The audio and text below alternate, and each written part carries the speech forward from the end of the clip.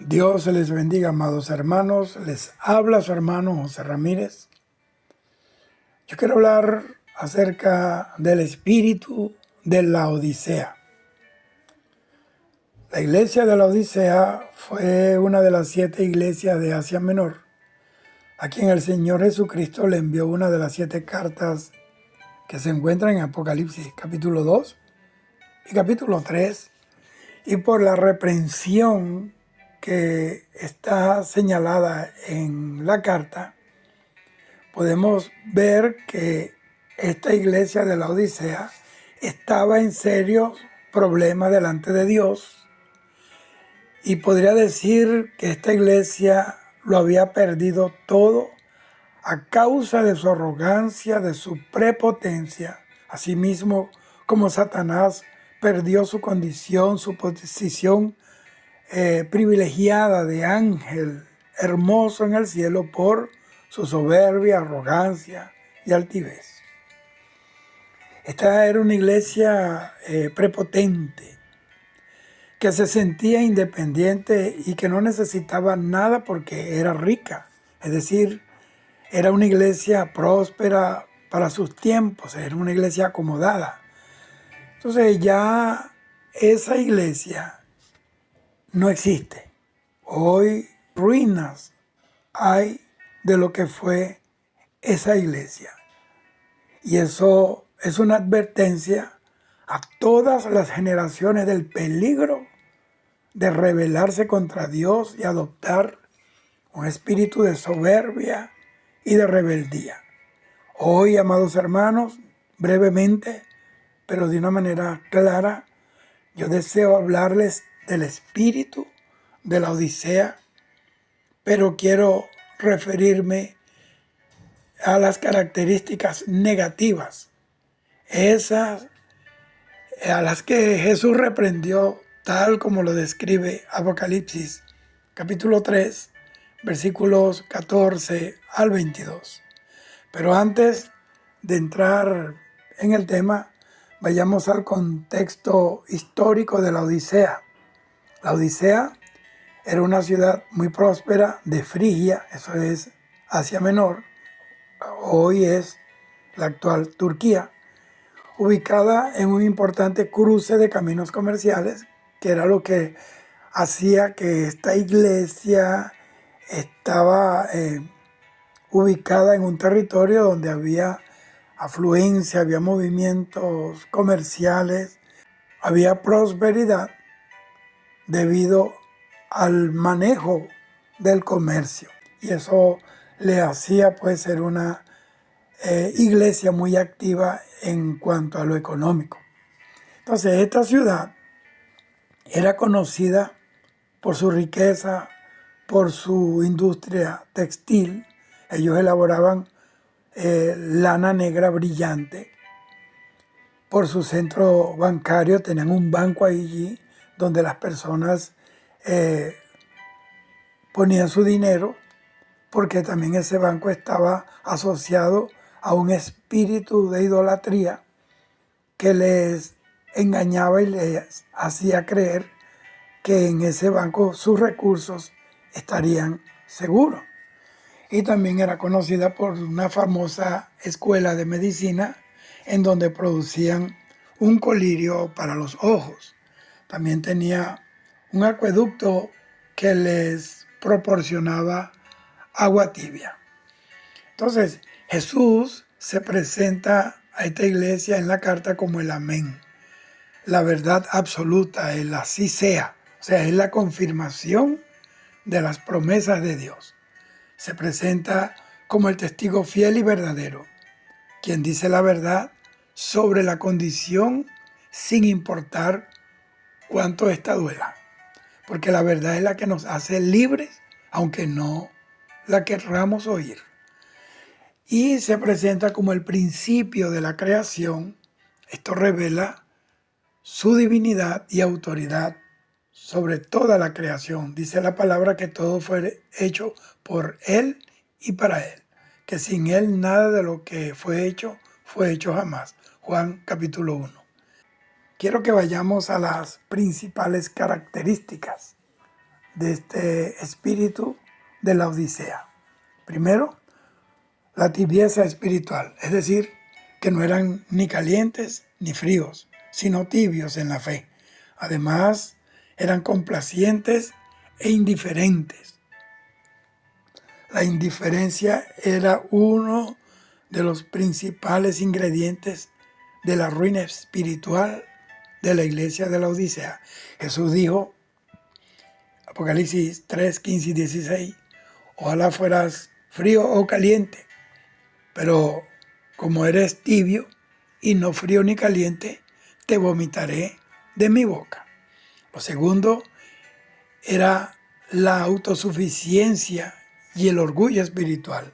Ellos se creían ricos, en realidad lo eran, y por lo tanto no necesitaban nada ni a nadie. Ellos decían, yo soy rico y me he enriquecido y de nada tengo necesidad. Apocalipsis 3:17. Pero Jesús les revela su verdadera identidad. Jesús los ve tal cual son, de la forma en que Dios les veía, por encima de sus apariencias, por encima de sus adornos y sus baños de oro y sus prendas de oro y sus ornamentos en el templo. Él les dice, tú eres un desventurado, miserable, pobre, ciego y desnudo.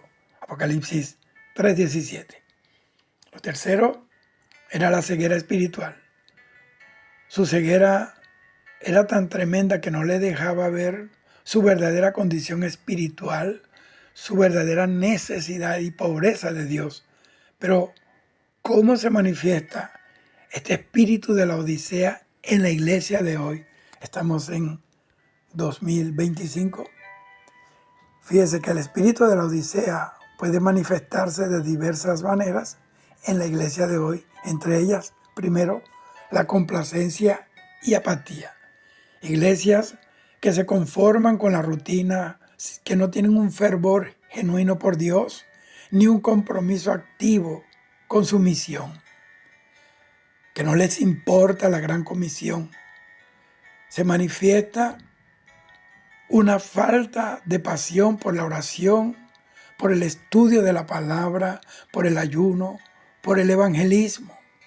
La sana doctrina en estos tipos de congregaciones son cosas obsoletas de personas retrógradas que no han avanzado en el tiempo.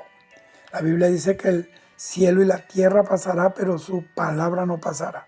Pedro dice que la flor se cae y la hierba se seca, pero la palabra de Dios permanece para siempre. Juan dice que el mundo pasa y sus deseos, pero el que hace la voluntad de Dios permanece para siempre. También se manifiesta el materialismo y el enfoque en lo terrenal y lo temporal. Estas son las iglesias en donde las prioridades, digamos que se centran en la prosperidad material, en los programas elaborados quirúrgicamente para mantener personas contentas y entretenidas, y también la comodidad, descuidando las necesidades espirituales y el servicio a los demás. Ellos consideran que el servir a otros no está al nivel del reino donde esta gente dice que viven. Yo no estoy hablando de que no podamos tener comodidades, porque Dios es un Dios de amor y Él quiere lo mejor para sus hijos. Dice la Biblia que Él desea que estemos en salud y prosperando, así como prosperan nuestras almas, que si los padres de la tierra saben dar buenas dádivas a sus hijos, siendo malos, cuanto más el Padre Celestial, que es bueno, nos dará todas las cosas y con eso también la vida eterna.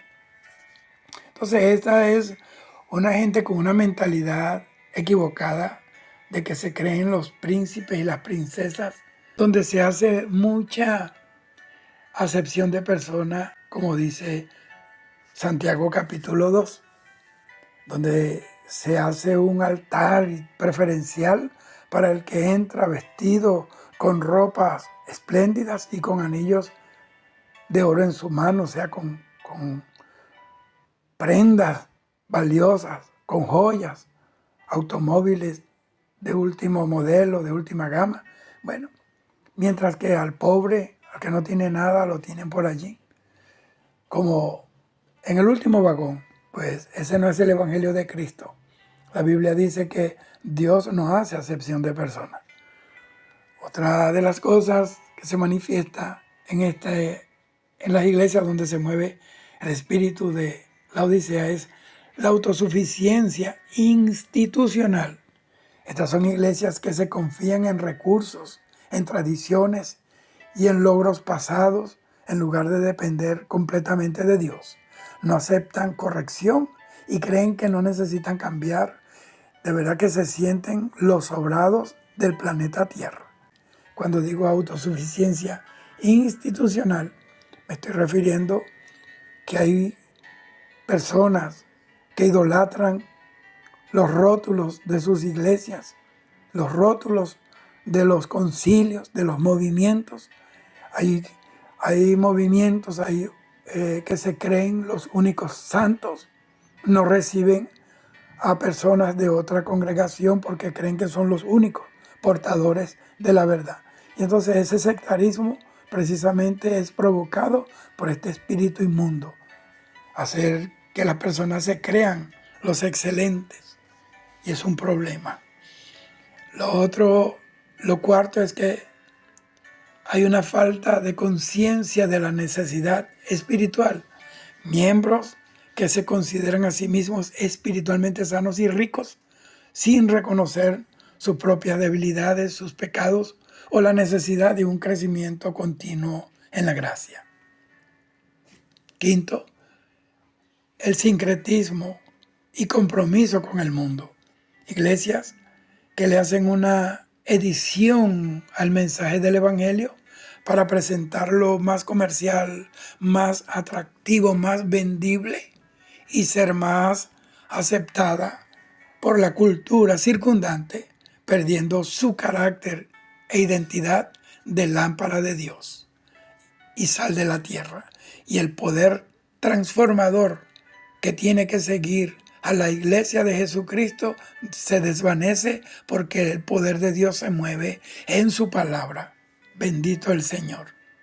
He visto cosas que me han aterrado, como desfiles de moda dentro de una congregación, y vive el Señor, que estoy hablando verdad, donde el alcalde de la ciudad estaba dentro como parte del jurado que iban a designar a la hermana más coqueta, la más elegante, la más bonita, cuando la palabra de Dios dice que engañosa es la gracia y vana la hermosura, que la mujer que teme a Jehová, esa será alabada.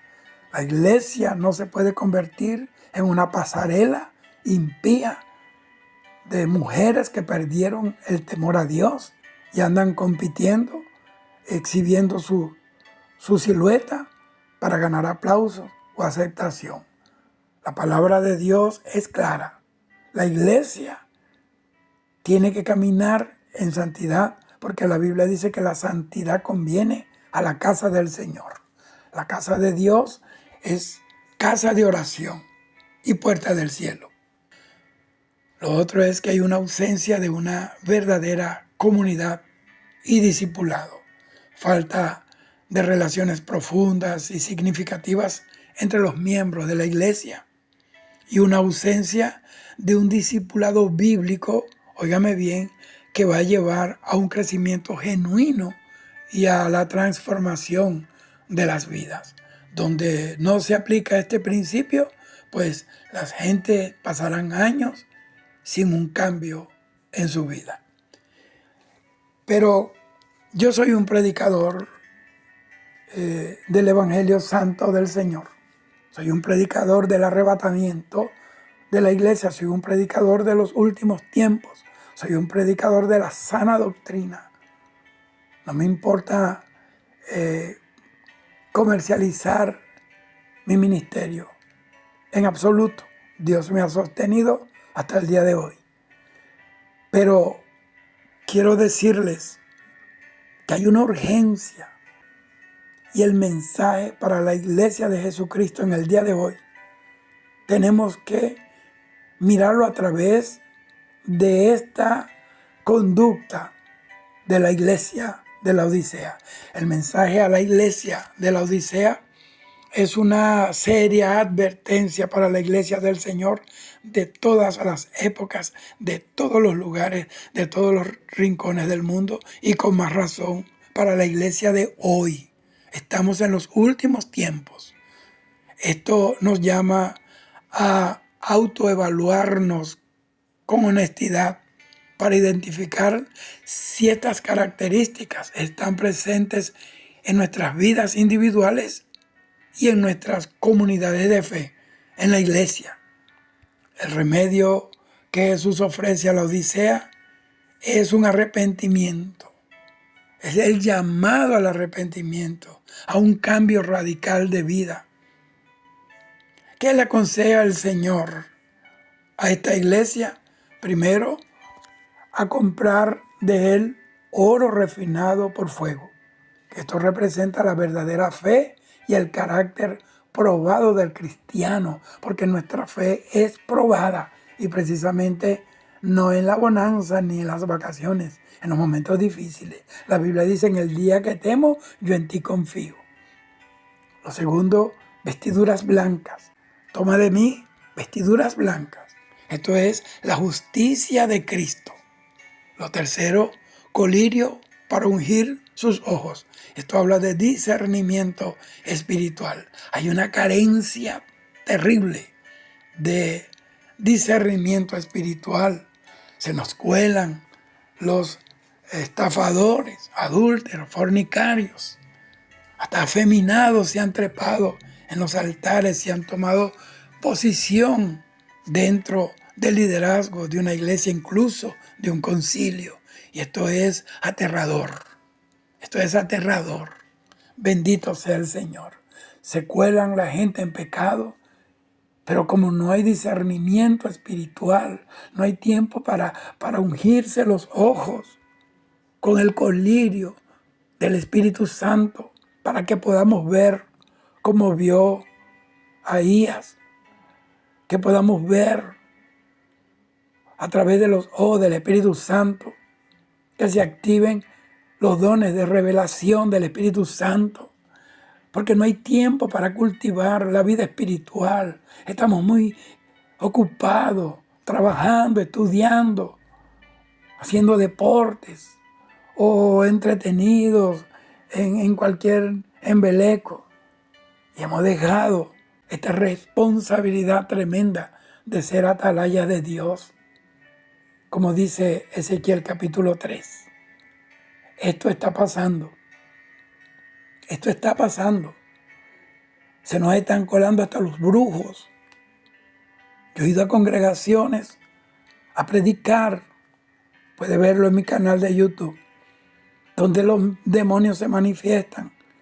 ¿Dónde estaban esos demonios manifestados dentro de cuerpos de personas que supuestamente eran cristianas, pero estaban bregando con el ocultismo? Eso está pasando. Tuve que ir en una oportunidad, lo recuerdo, a orar por una muchacha, y fui porque Dios me dijo que fuera. Y era que en el colegio, en la secundaria, junto con unas compañeritas de clase, se pusieron a jugar la Ouija. Todas esas cosas están sucediendo dentro de la iglesia, y la chica era cristiana. Entonces, no podemos tapar el sol con un dedo.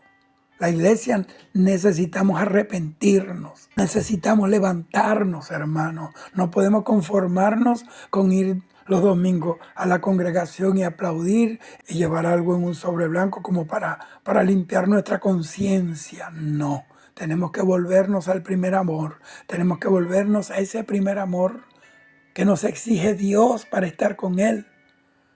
Necesitamos volvernos a esos tiempos de antaño donde no había apuro en el servicio, donde Dios, si quería extender 10, 15 minutos más la prédica, lo hacía, porque había un efecto, porque había una operación del Espíritu Santo para saturar la iglesia, para llenarla. Hoy no, hoy se mira más el reloj que a Dios en medio de la prédica y del sermón del pastor. Estas cosas están sucediendo. Necesitamos urgentemente colirio de Dios en nuestros ojos, porque la iglesia nos estamos quedando ciegos, estamos cayendo en la miopía. Por un lado, por el otro, estamos confundiendo los colores, lo que es blanco con lo negro, lo bueno con lo malo. Estamos mal, necesitamos un arrepentimiento, comenzando por mí que te está predicando esta palabra. Así que tienes que entender esto que yo te estoy diciendo y aceptarlo. Es un llamado al ministerio, a los hombres detrás del altar. Las principales enfermedades y pandemias no están en la calle, están detrás de muchos altares. Y por causa de eso hay un pueblo enfermo, raquítico, iglesias tuberculosas, iglesias que no se distinguen en nada del mundo, porque piensan como el mundo, actúan como el mundo. Cuando hay unas vacaciones, hay una semana de puente, entonces salen corriendo para las playas, salen corriendo a tragar, a comer, a hacer parrillas, a hacer asado, a hacer sancocho. Y entonces se han olvidado de que el Señor está a la puerta. Y yo no estoy diciendo que uno no deba compartir, no deba tener esos momentos, porque ese fue el ejemplo que nos dejó la iglesia de Pentecostés. Compartían todos con sencillez de corazón. Eran con corazones sencillos, no eran corazones cargados de glotonería, eran corazones sencillos.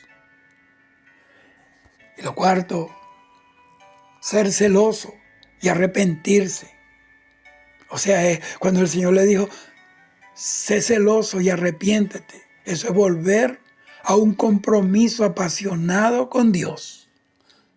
Muchos han perdido la pasión y se han olvidado del compromiso. Si un médico tiene que recordar todos los días de su vida el juramento hipocrático que hizo un día, un militar, un soldado o un oficial o un general todos los días recuerda el juramento a la bandera. Los personajes, los políticos, los que están gobernando, todos los días tienen que recordar el día que levantaron su mano derecha y pusieron la otra en la Biblia para jurar por Dios y la palabra de Dios de que iban a hacer cumplir todo lo que era justo y beneficioso para el pueblo. Esto está pasando.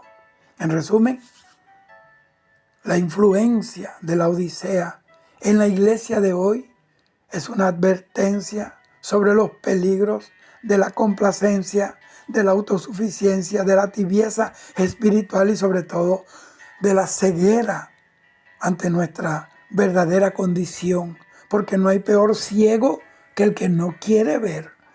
El peor ciego es el que se para frente al espejo de la palabra, pero no se ve su condición, no reconoce que está mal.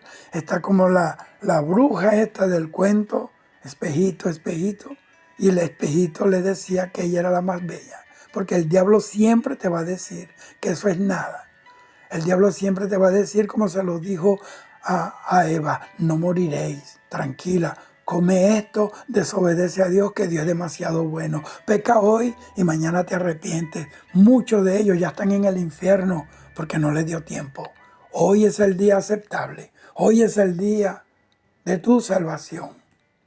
Esto nos desafía a examinar nuestras propias vidas, a examinar la iglesia para asegurarnos de que no hemos caído en la misma trampa de valorar más las cosas materiales que las espirituales, de conformarnos con una fe tibia, complaciente y de perder de vista nuestra necesidad de un encuentro genuino, frontal, verdadero, personal y transformador con Jesucristo.